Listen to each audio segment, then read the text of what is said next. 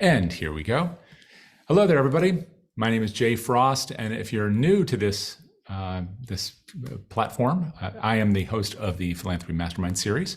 Happy to have you here and to welcome you to another great session. This is a really busy week. We have 3 different sessions this week, all with truly exceptional people whose footprint is very, very profound and deep in our sector. And we're certainly doing that today with our guest presenter in this CFRE presentation, Patton McDowell. But before I give him a proper introduction, you can see he's waiting very patiently there. I want to both welcome all of you and tell you how you can engage with us today.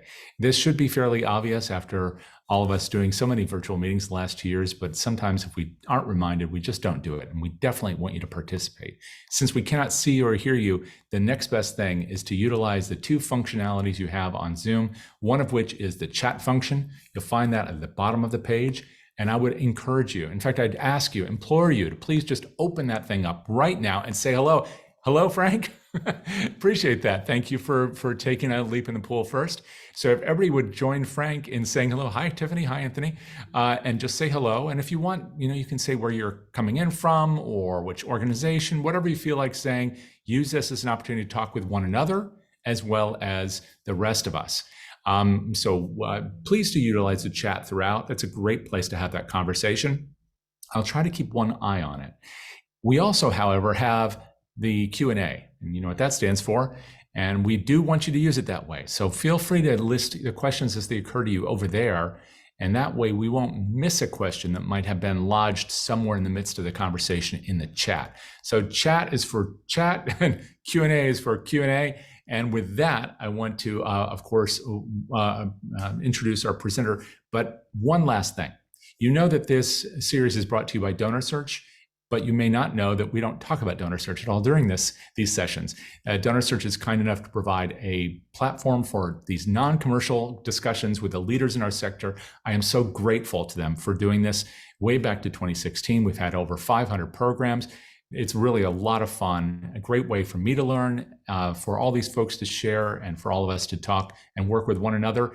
Of course, all that happens because DonorSearch is so committed to this sector, but that's all I'm really going to say about them right now. So if you want to learn more, and I hope you do, just take a look over at the DonorSearch site later, if you will. That's at donorsearch.net, where you can learn a lot about the people who make it possible for you to do what you do, and those are your donors. That's what DonorSearch is all about.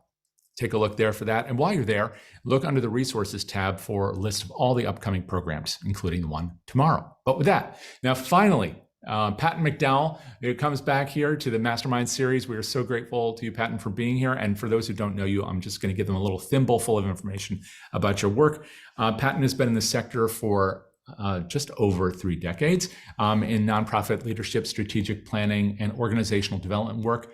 Following a career which included serving as the vice chancellor at UNC Wilmington, where in fact I think he was the youngest vice chancellor in the history of the system, no small feat, and also a vice president for university advancement at Queen's University. He founded PMA Consulting in 2009 and has since worked with over 250 nonprofits throughout the country and across the sector. He, of course, holds a CFRE, as you probably know.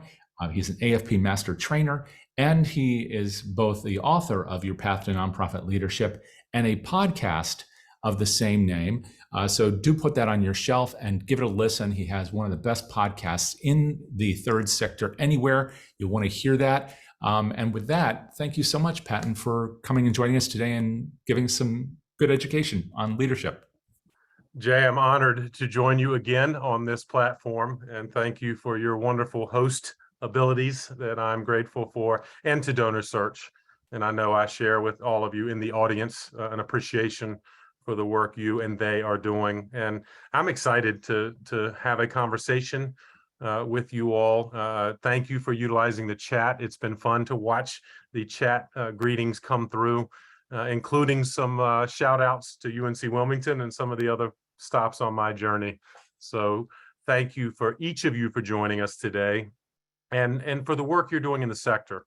And so I'm going to share my screen, and here we go in terms of giving you a bit of a slide presentation that I hope you will enjoy. And here we go. Folks, that's the headline. And my goal is to, in the next 40 minutes or so, give you 5 distinct things to help you ponder advancing your, I will say, nonprofit leadership. Fundraising is certainly an integral part of that, but I would suggest each of you, even if you are a full-time fundraiser, it's your overall career leadership that I want to give you ideas and advice that will hopefully be helpful.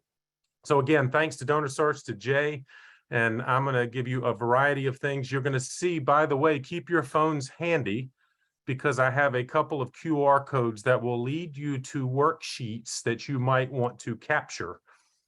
So yes, there's some homework here if you're willing to take this to the next level, but I'm going to give you some resources that you can, at your leisure, perhaps consider further. Now, here's the fundamental question, right? Before we can talk about advancing your fundraising leadership, I think we ought to consider, where are you now? And the rhetorical question is different, I know, for every one of you dialing into this workshop. But my hope is that many of you have a vision just like this, right? It's the proverbial meadow, green grass, lovely stone path ahead of you. It's 65 degrees and you're full of energy. You got your best hiking gear on. You can literally see the career peaks ahead of you, right? This is your path. And I hope that some, if not all of you, have a vision that's like this. It brings you energy. It really is something you're excited about. However, I don't think that's the case. And certainly for me personally, that was not always the case. And sadly, I wonder if many of you are envisioning a path like this. Just the opposite. Not only is it not 65 degrees, it's 85 degrees. There are mosquitoes everywhere. There's not even a path to step on. And I feel like many of our colleagues in the sector, hopefully not you, but I bet some of you dialing in may feel some of this pressure. I don't know where my leadership path is going to take me. I don't even know what the next step is. And that's what I want to help you with. My mission personally, and as Jay said, I've been very fortunate in 30 years of work in the sector, is to help nonprofit leaders and aspiring leaders take that next step. The sector needs you. The sector needs every one of you listening right now and watching this, and to excel. And you wouldn't be here spending an hour in this session if you weren't trying to get better. In fact, I think there are 3 categories as I envision leadership development, and perhaps you fit in one of the 3 that are bulleted on this screen. Number 1, you're new to the sector, but you're excited, but not sure exactly where your path is going to go. You want to see a path like what is on the right of the screen. Perhaps you've hit a plateau. You've been in the sector a while. You would like to be a senior leader and not sure exactly how to get there. Maybe you are, in fact, a senior leader right now, but you still wonder what's next. Are you going to move on to a larger organization? Maybe you would have other aspirations to teach, to coach, to consult. But in either case, or either of these 3 cases, maybe your next step is not clear. My hope is that the next few slides will give you ideas to help you develop your path next year. Why should we talk about this? Well, I think these are somewhat obvious, but I'm going to still throw them at you. Number 1, our sector's burned out. Okay. Recent study suggests that 30% of you, and I say a third of the folks on this Zoom right now, would describe themselves as burned out. And if you add the 2 more that are on the risk of burning out, that's 50%. So there is some critical leadership issues here, both for us personally, but also for the people you work with. If this is even close to being true, half of our nonprofit colleagues would describe themselves as burned out or nearly burned out. And I think it's directly attributable to leadership. Look at that statistic on the right of the screen there. Now this is in all sectors, right? But this study suggests 84% of us say, yeah, my boss is the problem. Bad leadership. So I hope none of us are being thought of that way, but maybe we should hold the mirror up. And there are reasons we should develop our leadership, because so many of those working with us are struggling with our poor leadership. course, I don't have to tell a group of fundraisers like this. You all know the game here. Turnover's killing us. And frankly, every leadership dynamic of nonprofit, but fundraisers in particular. You know, the classic, 16 months, we are seeing that turnover in so many organizations, and it's killing us. I would suggest, again, why it's so important to focus on leadership because of these challenges as described on the screen. Now, I'm not going to hit you just with bad news, because I think there's some opportunities. If you're on the leadership path or want to be, there's good news here. In the US, the nonprofit sector is huge and growing. Can you, this was news to me recently, but our sector takes up $1.7 trillion. It's 10% of our, global domestic product here in the United States. It is a big sector, which means there's opportunities. Since 2008, the last downturn, the job opportunities have grown at a rate 4 times our for-profit peers. And that will continue to grow, in my opinion. Now, you've all heard in the fundraising world about the incredible transfer of wealth. Hopefully, a significant portion of this transfer is going to go into charitable organizations like those you work for right now. That is going to create opportunity. Investment in these organizations are investments in you and the work you will do. So positioning yourself as a leader is well timed. This gets me excited because when I came through my undergraduate years, there really wasn't a focus on nonprofit management or leadership. Right now, there's at least 300 and probably increasing by the day. So that's significant. Some of you may be listening right now, having come out of a program like that, feeling even more fortified in your career path. For the rest of you, perhaps like me, a little more senior, this is a talent pool coming at us. What are you doing to attract and retain these emerging leaders? They're coming, and we need to develop them because they're going to strengthen the organizations in which we work. All right, so challenges, opportunities. Of course, the reason I think you're here right now is you want to get better. And that to me is the most, that's what keeps me motivated, that so many of you would dial in today because you want to get better. And of course, my job is to give you something tangible to help you do just that. Here are the 5 things. I'm going to unpack each of these 5 ways to accelerate your leadership. And you can see how I've framed them with these phrases. And within each of these 5, I'm going to give you some specific ideas for, again, homework that maybe you can put into your journaling exercise. For those of you that journal, I've got some worksheets for you, but I want to give you something tangible. So this is not a theory of your future leadership, but this is stuff you can do between now and the end of the year. Now, you can do it between now and the weekend if you are so motivated. But let's start with the first one. And this is something that is familiar, I'm sure, to many of you because it's hard to set a path forward on leadership if we don't have some clarity around our vision. Now, if I had you in an open audience, I'd ask who in fact, who can put into the chat, who knows who this person is? Let me give bonus points if somebody can give me, anybody want to take a shot at this? If I can pull the chat up. Bonus points to whoever can guess who this is. There it is. Yin Yang is the winner. Eunice Kennedy Shriver is, in fact, who this is. Let me go back to her for a second.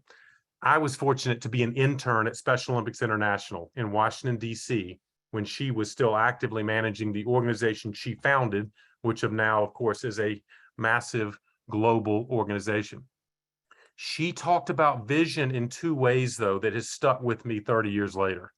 One, of course, is for your organization. And many of you fundraisers know this. You have to articulate vision to encourage people to invest in what you do. Mrs. Shriver had a formula that I have found helpful to this day. Okay, mission, vision, action. As a fundraiser, this was my go-to kind of mindset. I need to be able to articulate the mission, in this case, Special Olympics. This provides year-round competition and training for individuals with developmental disabilities and Olympic-style training and competition. I can still almost remember that mission statement 30 years later. But notice what Mrs. Shriver was adamant about. And I'm going to tie this back to you personally here in just a second. But first, as an organization, what is our mission? Now, more important perhaps is our vision. And Mrs. Shriver would say it's important that while we're proud of that we're serving 30,000 individuals in, let's say, the state of North Carolina, our vision is that there's 100,000 more that need us.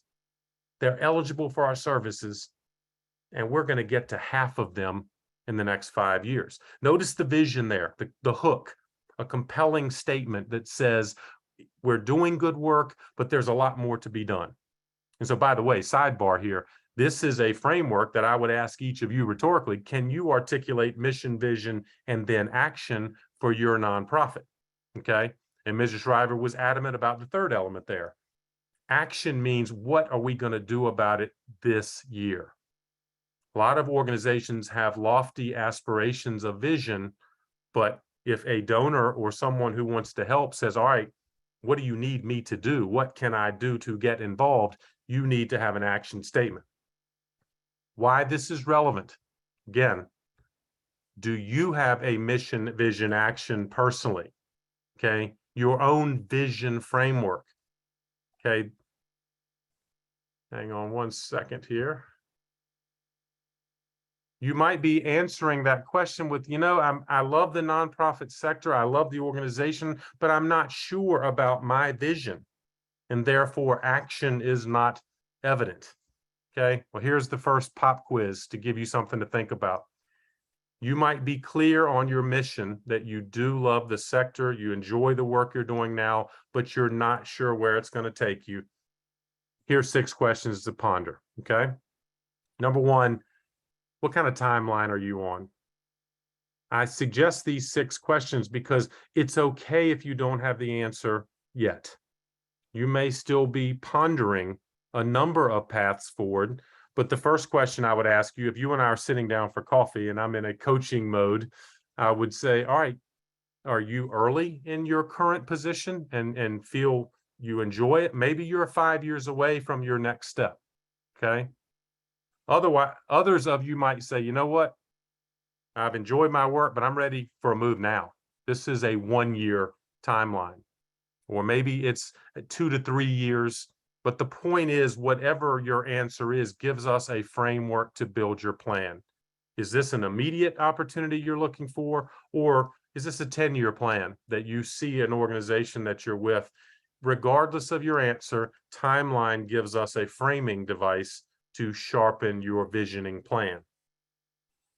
Second question, in what sector or sectors would you like to work? Okay, many of you entered, like I did, through a human service organization, but I moved from human services to higher education. Okay, that was within a broader vision framework for me. So those of you in education now, would you consider healthcare? Would you consider the environmental type organizations? No wrong answer. But what I'm trying to get from you now is, within what framework would you entertain work in our sector? Some of you would work in a number of sectors, but some of you likely have a more narrow focus. No, I love healthcare. That's where I want to be. All good. But again, as you answer each of these questions, it helps define where you're going to go. Would you move? Okay. Again, imagine this is a journaling exercise, which, by the way, I would suggest you consider. Are you committed to your community now for very valid reasons? Your family, you can't move. However, some of you might say, for the right opportunity, I would move outside my city, outside my state, outside this country. Geography, however, is a factor you need to consider. Fourth question, culture. Do you like a small shop where you can wear many hats? Would you prefer to be in a large organization or institution that has a variety of opportunities, maybe more room for advancement, either vertically or horizontally?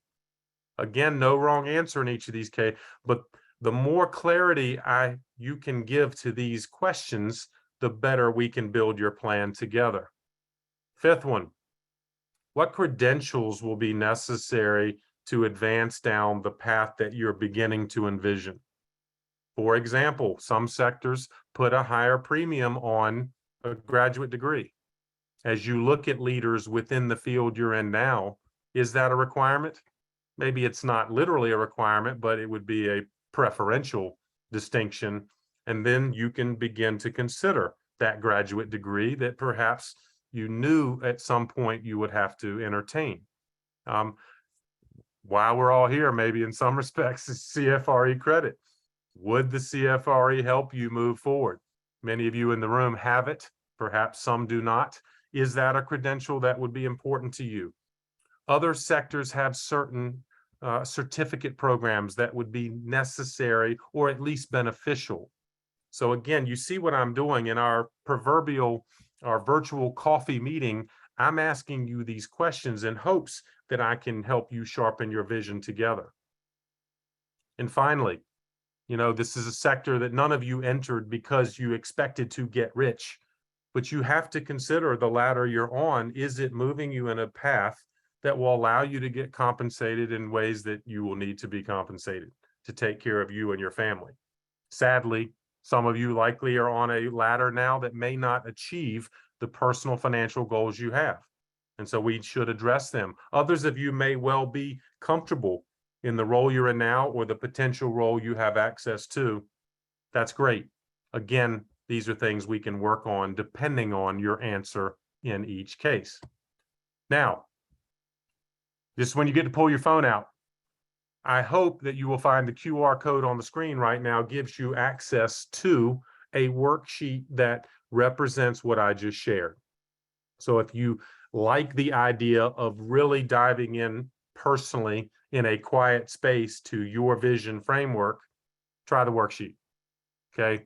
You see there an example on the screen of one of the 6 questions. So it will give you a chance to kind of a re-explanation of what the question is intended at getting at, and then answer it and use this as a personal tool to help sharpen your vision. All right, moving on. Well, here's where I want you to go with this. Again, notice the somewhat ironic element here. Every one of you fundraisers out there likely make a case for support every day in advancing your organization. My question to you right now is, can you make a case for support for yourself? This has been a really valuable exercise for me during my career to try to articulate in a concise manner where I've been and where I want to go. Because every one of you is going to sit with someone in your near future, hopefully, that could help you advance down your career path.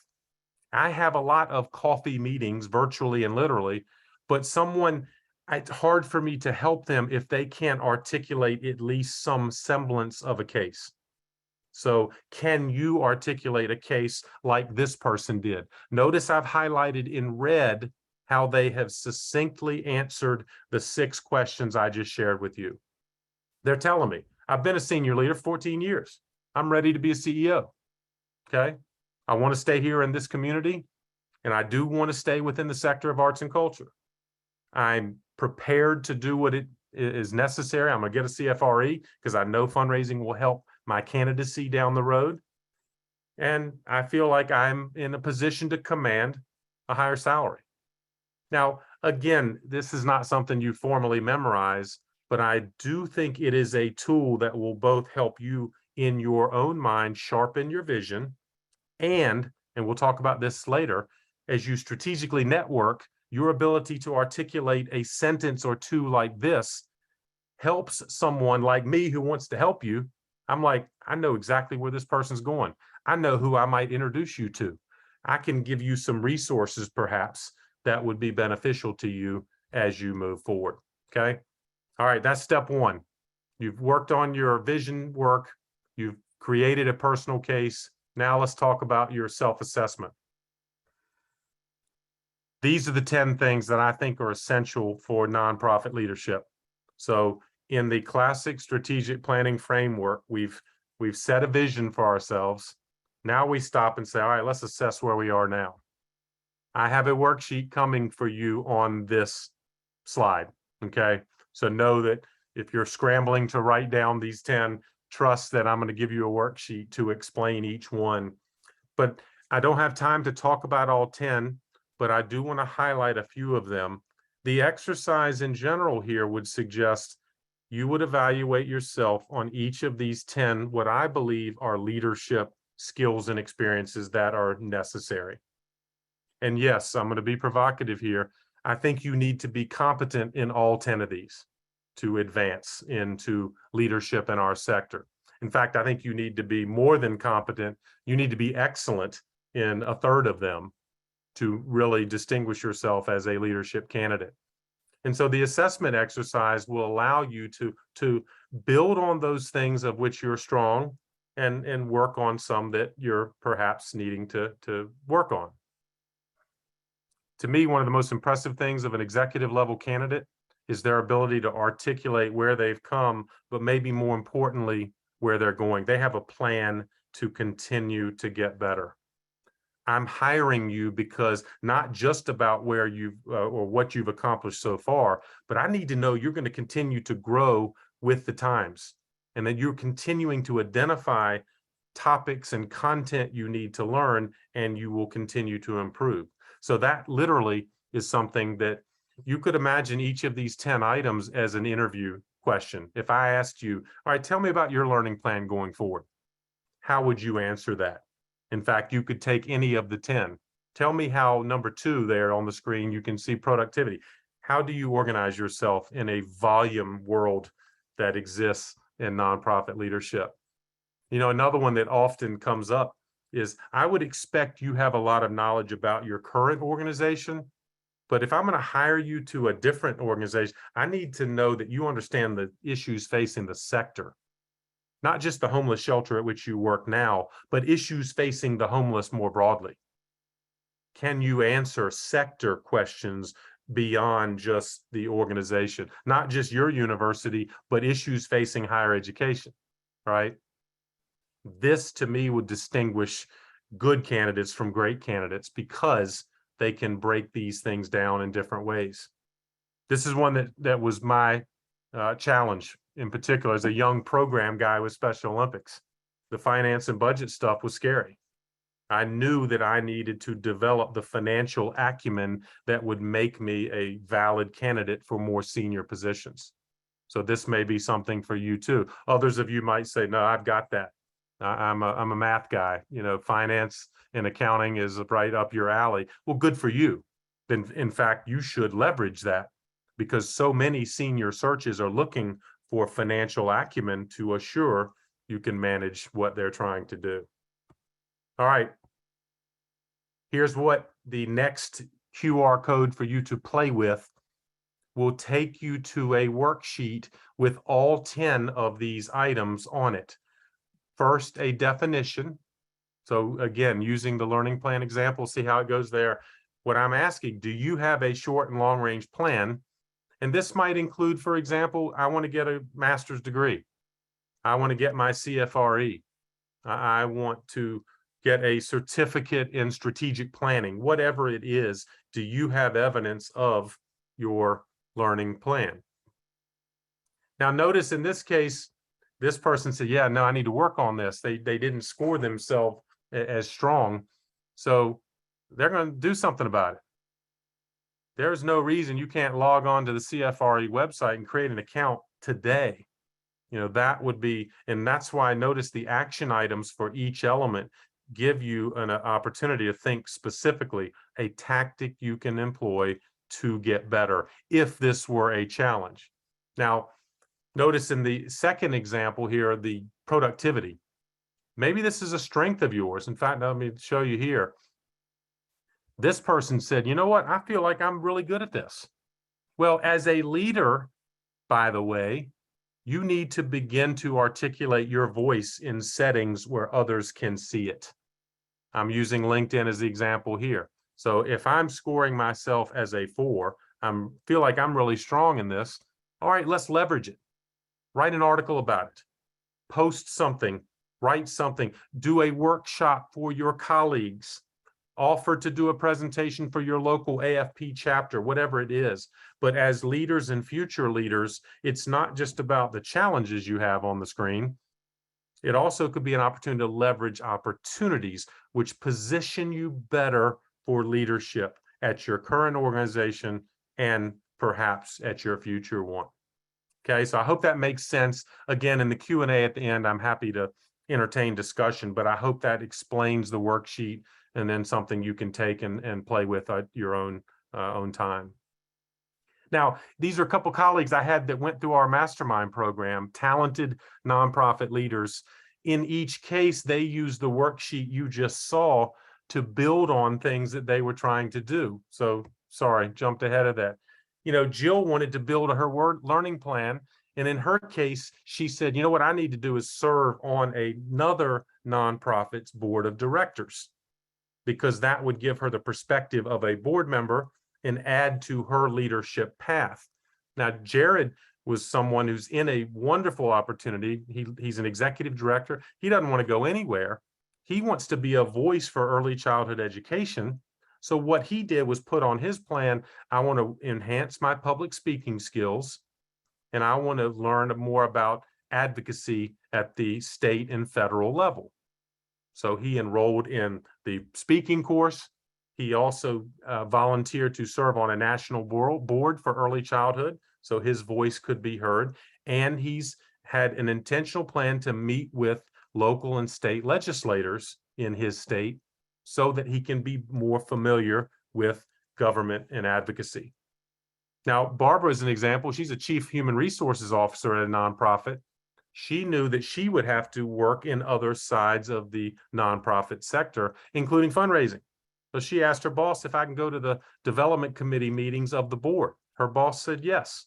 You know, frankly, they had never thought of it before, but she said, I'd like to learn the other side of the house. Could I be involved in other aspects? So I'll give you these examples because maybe these will give you some ideas of specific tactics you can use to build your 10 skills in whatever case they may be. All right, time check. I want to make sure I keep moving, so I give us time for Q&A. Notice again the framework of this presentation. You've set your vision first. And by the way, these activities these are not check them and you're done. You come back to these activities like you do as an organization when you strategically plan. You set your vision. Now we need to back up and talk about assessment, where we are. I'm giving you two different self-assessment exercises. One is on leadership in general. The second one, as you can see by the red arrow, is now zeroing in on your fundraising, okay? You all have likely seen a version of the classic fundraising cycle that's on the screen right now. What I'm suggesting is that while it's a handy tool to explain often to volunteers and board members that there's more than just asking for money in the fundraising or philanthropy sector, here's where you ought to think about this as an assessment tool. Because as you move up the ladder in fundraising or leadership in general, you're going to have to manage every one of these 5 areas. Okay, and I'm going to pop them on the screen for you. In the classic sense, this is the way I frame it. You know, fundraising starts with identification, and the variations, we can unpack that. Communication, cultivation. Notice the polite way I talk about it. I don't like to use the word solicitation anymore. So many of you have seen the cycle charts that say solicitation. Like, let's don't use that word. Inviting investment is the friendly way to talk about asking for money. And then stewardship. How do we thank people? All right. So you know that as a framework. Here's the way you can take it. If you are being interviewed to lead any of these 5 elements, which you will be, how would you answer? How would you manage a prospect management system? If you may not literally be the prospect researcher in your organization, but you're going to have to understand it well enough to lead it. If you are an executive director of a nonprofit that's going through a CRM change or data management change, you're going to have to lead that. These are the types of things you may want to consider. All right, do I feel reasonably competent in these skills and technical areas so that I could have a conversation with a hiring committee? Or if I had to hire someone, you will have to be at least competent in these skill sets so that you can lead a shop, whether it be fundraising or a nonprofit more broadly. Okay, again, examples, if you want to take the cycle and turn it into a self-assessment, How are your communication and marketing skills? Again, a good practice round is the mission, vision, action Mrs. Shriver taught us. But how do you differentiate your marketing and communication for individuals versus corporate and foundation donors? Can you give me examples of how you do that and it's responsive to those different areas? Are you staying reasonably on top of the fast advancing digital marketing and social media activity? Now, I can't claim, and I don't think any of us can claim, to be on top of every medium that's coming out literally daily. But again, you're going to have enough familiarity because your donors are increasingly on digital platforms. And so you have to at least be competent in these understandings so that you can help lead your team. Again, a good question I've heard in many interviews would be in the cultivation space. What is the process you have or would you implement in our organization around volunteers and even for developing board candidates? Do you have a system in place, a philosophy in mind that would help a nonprofit cultivate some of the most important volunteers, board members, and ultimately donors? Here's the classic case. As fundraisers, you likely are very familiar with this. I use this a lot of times with board retreats or board planning sessions and ask them to distinguish, because at first they may say, yeah, I'm comfortable asking for money for this nonprofit. Well, how do you distinguish the case for annual giving versus major giving versus leaving a legacy through a gift in your will? Again, it may be helpful for you to practice articulating each of those distinct cases as opposed to just the broad asking for money, because as you all know, it's different. And you have to be skilled at each of those levels. And of course, you can see the other bullets on the screen, the differences in seeking an annual fund gift versus a corporate sponsorship versus managing an institutional grant. They are different.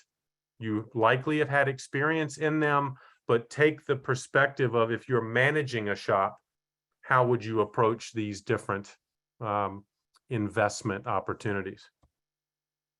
Last but not least, again, if you were posed the question as a leader or future leader, talk about stewardship and the importance of stewardship.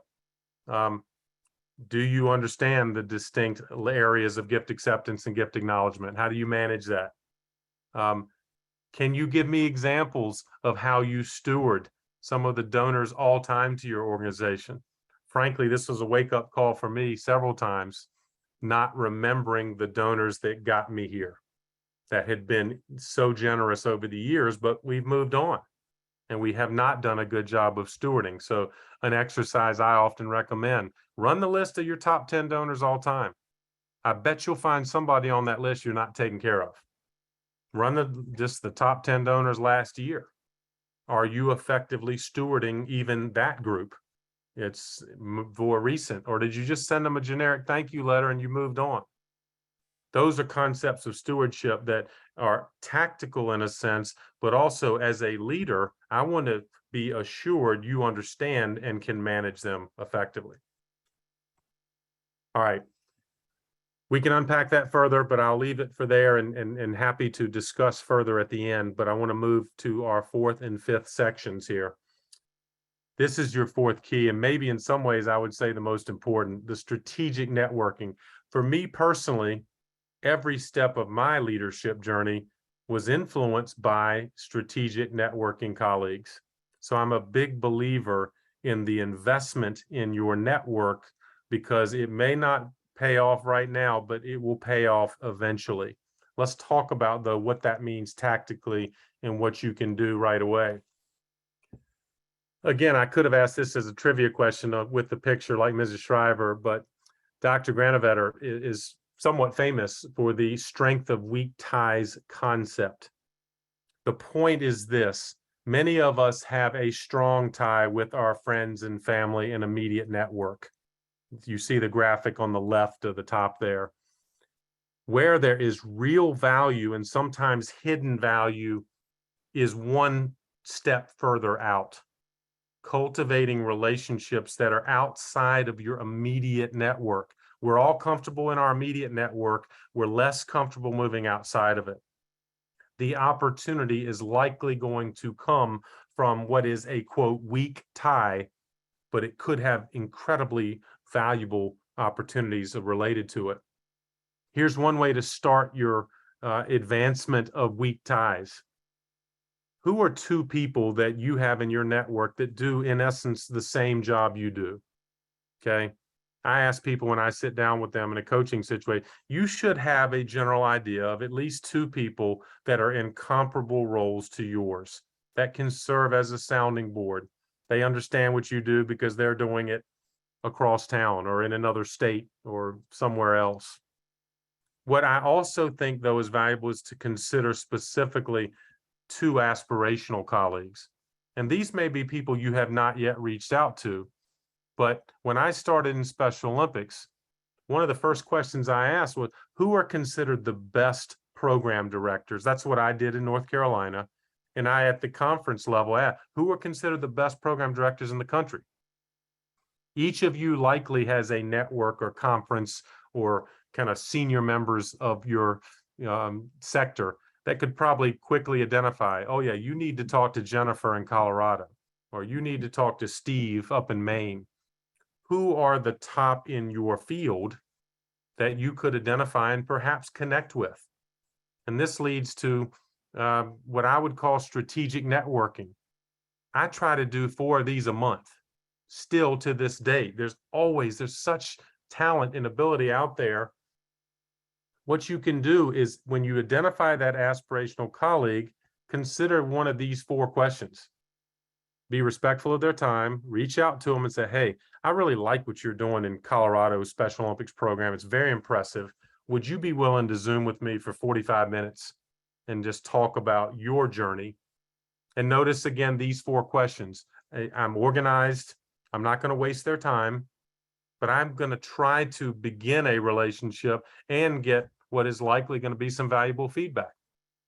Okay. And again, you could create your own interview protocol, if you will, but I found the 4 questions on the screen very valuable and great conversation starters. Notice again the tactical advantage. What are you most proud of? So tell me about something you did that you're most proud of. That generates great feedback. Maybe not as much as number 3 on the screen. What's the biggest challenge you're dealing with or you dealt with? And how did you learn from it? What did you do? And then finally, what are the resources? What books are you reading? What websites are you visiting? What are you subscribing to? You will collect a treasure trove of information if you have conversations like this on a weekly basis. And again, what you likely do, though, especially if you're a good steward, you thank them, you send them a note, you appreciate what they're doing, you lift them up on social media, you make a networking friend for life. Okay? Now, here's another variation of this. If you start doing these strategic networking interviews, hopefully you're going to build an entire contact list of friends and networking all over the place. I've taken it a step further and suggest your creation of a personal board of directors. Okay. This means certain people you're just going to really connect with, and maybe they would entertain staying with you on a more regular basis. Now, each of these individual relationships, they just view you as a one-on-one contact. For you, it's a strategic opportunity, just like for your organization. Think about when your nonprofit builds its board of directors. You've all been part of that nominating process, right? You strategically try to put different skills and experiences on your nonprofit board so that you have the collective wisdom. You know, you have an attorney, you have an accountant, you have someone in different sectors, and you have geographic and other diverse voices on your nonprofit board. Why not do that for yourself? So here's an example. For your personal board, think about somebody within your sector, but maybe intentionally recruit somebody outside of your sector that would bring a perspective. If I'm in healthcare, I'm going to recruit somebody from education. Or if I'm in arts and culture, I'm going to recruit somebody from the environmental sector. I'm building a diverse set of voices that can help me personally. And again, if you start having conversations with these aspirational leaders, maybe one of them would agree to 3 or 4 conversations a year and give you a strategic sounding board.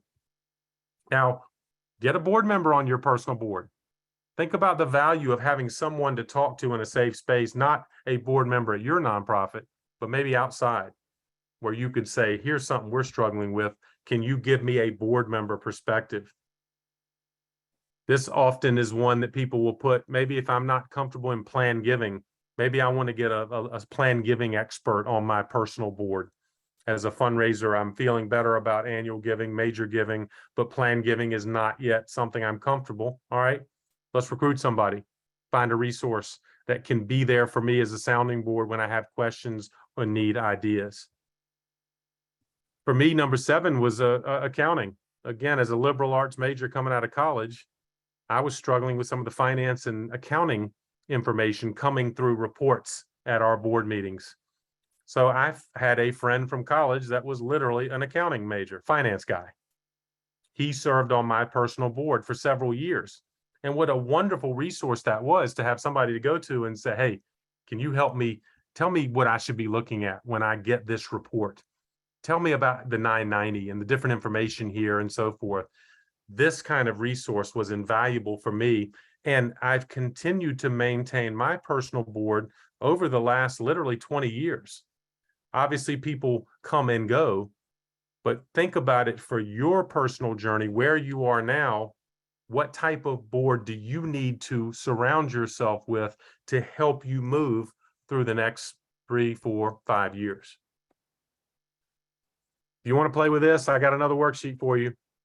Okay, if you want to zoom in on the QR code there, this worksheet will simply walk you through at your leisure the same kind of exercise I just attempted to share. And hopefully what I would suggest, you brainstorm 10, 15, 25 names and then go back and look at, all right, who are the 5 or 6 or 7 that can help me right now, that I could be more intentional about maintaining, that could help me move toward my leadership goal. Last one, home stretch here, folks. Start a file with aspirational job descriptions.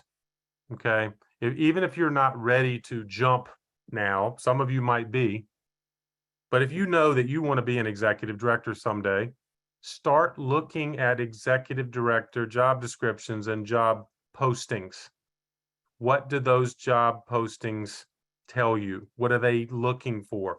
We do this exercise in our Mastermind program, and it's fascinating because you can have fun with it. You could literally look at job descriptions anywhere in the world. But what you're trying to do is see what patterns exist within the type of leadership roles you are interested in, and it helps you build your plan. If every one of these job announcements is putting a lot of emphasis on strategic planning, then that's a note to self, right? That I need to be competent in strategic planning. Or DEI, EDI. Every job search now in nonprofit leadership is going to ask you about your approach to a diverse and equitable organization from a staff and board perspective. They're all asking about it. You're going to need to be ready to respond. Okay.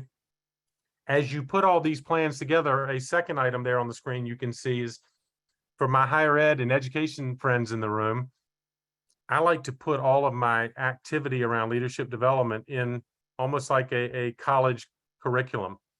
What are you going to do in the next semester to advance your career path?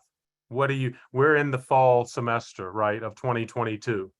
What are you going to do before the end of this semester in your own personal graduate curriculum? What are you going to do in the spring? So for me, it might be, hey, I'm trying to understand cryptocurrency. You know, that's something I'm trying to get my arms around. I'm going to make an intentional effort in the spring of 2023 to study, to talk to experts, and feel like I can literally have graduated at least a course in cryptocurrency in 2023. That's an example of thinking in specific timelines around leadership development. Last but not least, take a retreat, okay? Tell whoever you need to tell. Patton told you this is what you need to do. How many of you have spent countless hours on retreats with your organization but frankly have not developed that or devoted that kind of time to yourself.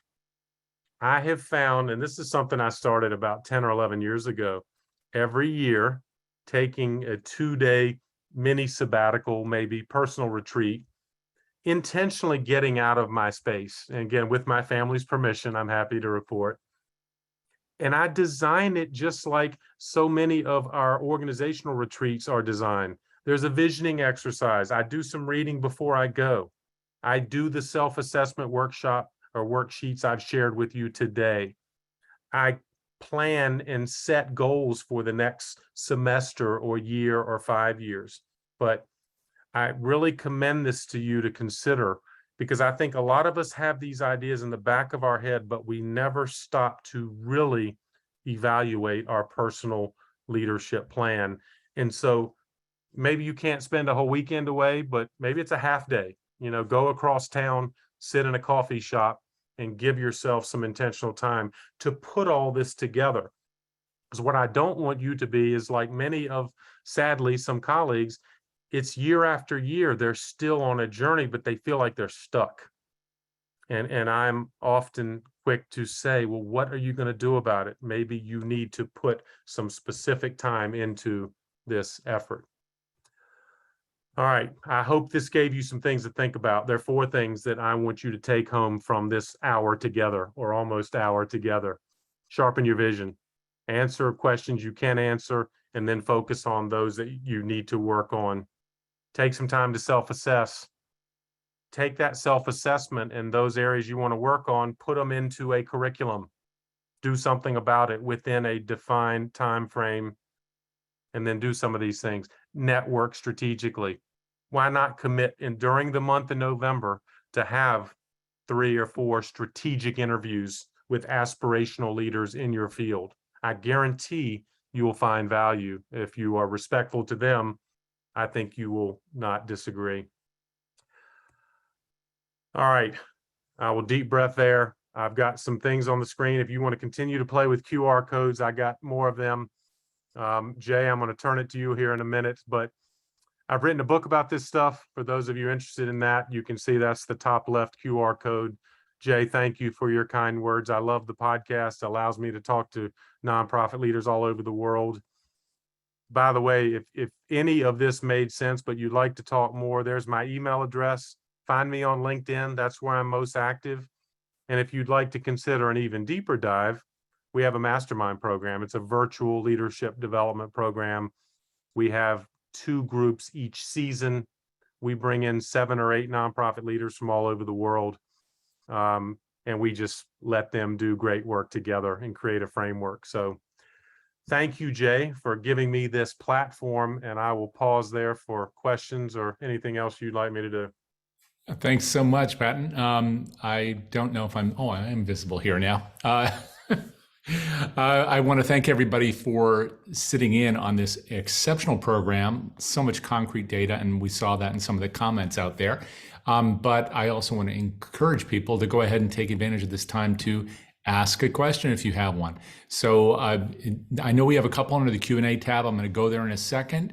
But before I do that, I just want to encourage people to use the Q&A, because we might miss any questions that have gone into the chat. So please do use that now. And additionally, I did put something in the chat myself a few minutes ago that may be of interest, and that's about some upcoming sessions. So I'll tell you about those right now, and then we'll dive into the questions while you're formulating and typing them out. We have Christine Fairchild, who's the Director of Alumni Relations at Oxford, who and formerly also was a senior person in alumni relations over at Harvard for many years. She's going to be speaking on the evolving engagement paradigm, and that's very much a conversational session, which is being held tomorrow. That's Wednesday, October 19th at 12 p.m. Eastern Time. So if you're interested in alumni engagement, then I hope you'll join us for that. Also, coming up next week, everybody is aware of Giving Tuesday, but very few of us hear about what's going on with Giving Tuesday in advance of it, and certainly not from an authoritative source. We have Woodrow Rosenbaum, who is the Chief Data Officer at Giving Tuesday, among other things, who's going to be talking with us conversationally about To Giving Tuesday and beyond. When else but Tuesday? That's next Tuesday, October 25th at 3:30 p.m. And we also have some sessions in the podcast, which will be of interest to you, including a session that's already released with Helen Brown, a name that'll be known to many of you, and a session that's going to be released later this week or early next week with Chris Carney, founder of Factory. So with that, I'm going to jump into the Q&A at last. Thank you for your patience there. First of all, we had a question way back right after the hour about what does the 20-10-5 ratio mean? It's a great question. And thanks, Rebecca, for asking. It was within the self-assessment, within the advancement cycle. 20-10-5 is representative of, I think, a fundraising leadership skill, which is prioritizing your best donor prospects. I use 20-10-5 as a framework, meaning 20 individuals and families, 10 corporations or businesses, 5 foundations. That's a somewhat arbitrary metric, but it is intentionally slanted toward where the philanthropy is, which is with individuals and donors. So 20-10-5, 20 individuals, 10 corporations, 5 foundations. Which are the most important prospects to your organization? To me, it illustrates a leader's ability to narrow their prospect pool into a strategic list. And we also had a question from Teresa who had asked about how many worksheets will we have? And I know she posted that before you completed, but there were quite a number, and it's possible that people might have missed a QR code. So first of all, how many did we review right now, Patton? And then we can talk about the slide deck. There are at least 3, the vision framework. In fact, and I have a bonus one not presented here on the personal retreat, but I'd be happy to share, Jay, with you if DonorSearch would like to distribute the full set so people could get access to that. Okay, so I'll ask my colleagues within DonorSearch to go ahead and send the slide deck out to everybody. That was a question we had in the chat earlier, I remember. So everybody will receive a copy of this. That'll make it very easy for you to see these QR codes as well in case you missed one. But there are other things that I know, resources that you have, Patton. And so if people want to reach out to you, I know it was up on the screen briefly. How might they do that once again? Yeah, I'm fine with email, pm@pattonmcdowell.com. Find me on the web at Patton McDowell. LinkedIn is where I'm most active, and our website is pattonmcdowell.com. So I'd be happy to be a resource in any way I can. And that's Patton with 2 T's and no A. So McDowell, yes. Thank you. Yes, for the spelling help. And now let me see. I know we had a question from Rebecca who had said, can you flesh out how the development of these 5 points is connected to preventing burnout in employees? This is one of the top issues in our sector right now. Can you talk a little more about that? Yeah, it's a great point. I'm hopeful that even the exercises of having a framework to think forward helps people break out of sometimes the paralysis that we all feel when we are burned out. So to me, the fundamental activation of these 5 things, I hope, offers relief. Now, I don't mean to suggest it's magic, but things like a personal retreat, things like actively engaging with colleagues outside of your organization, things like spending time on your own personal development, to me, are great ways to offset sometimes the grind that creates burnout. And so I hope maybe that's a partial answer, but that's been the reason I developed these ideas or put these ideas together, because I feared so many of my colleagues were feeling burned out. It sounds like you've been seeing that a lot in the sector. Indeed, very much so. And we find, Jay, in the virtual gathering of our mastermind groups, it's just been a lonely world, even before the pandemic, for many of our nonprofit friends, that they do not have, I think, a framework to get outside of their silos. Therefore, burnout seems to be more pronounced. And hopefully these will give folks ideas of ways to get out of that. One thought I had as you were going through this, Patton, is that these are issues that are not unique to development advancement, of course, that these burnout issues. So when you've presented this to colleagues throughout the organization, because that's what leadership is all about, are you finding that people are also, that's resonating for them, and they're trying to find ways of bringing development together with other departments and addressing these issues together?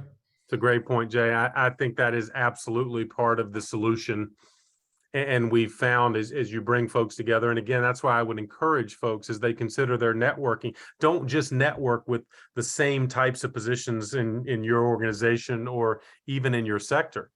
It's valuable to talk to people totally outside. So chief HR directors with chief finance, with advancement and development, different sectors. Again, I think at first people think, well, why would I want to talk to somebody that's not in my sector? And then they find out, wow, there's more commonality than I realized. And it brings fresh perspectives that, again, I think are invigorating versus the grind, again, of only focusing in our current bubble. Right, right. Well, there's so much to work with here, but so much of it is refreshing and straightforward and actionable. So I'm grateful to you, Pat, and I know everybody else is. I'm seeing that in all the comments. So thank you all for giving that feedback. It's always great for a presenter to hear that. And once again, you can reach out to Patton directly through his website and follow his work. And I'm a listener to his podcast, to at least all but one episode. You'll understand that when you check out the episodes. It's a wonderful place to get some of that additional sustenance and inspiration. Of course, his book should be on your shelf. You'll learn all about that with those QR codes. And once again, if you missed any portion of this, you'll see that slide deck coming your way. So I know you'll look forward to that and to sharing it with your colleagues. Again, we want to thank DonorSearch also for providing a platform where Patton can share this kind of content with you. So our thanks to all of our friends there. If you want to learn more about your donors, you certainly can over at DonorSearch. And so please do take a look there at DonorSearch.net for information about their services. It's not just screening and online lookups anymore, not in the age of AI. I think you'll find some of those approaches refreshing. But additionally, you can find right under the resources tab all this stuff that we do in the Mastermind series, content like that which we have shared with you today. And I want to ask you one last thing, which is that if there are things you want to see and hear, not just this year, but in the years ahead, I would really appreciate that personally. So I'm going to provide you my email address. Do take it down. Let me know what you want to see and hear. That's the way we frame these programs going forward.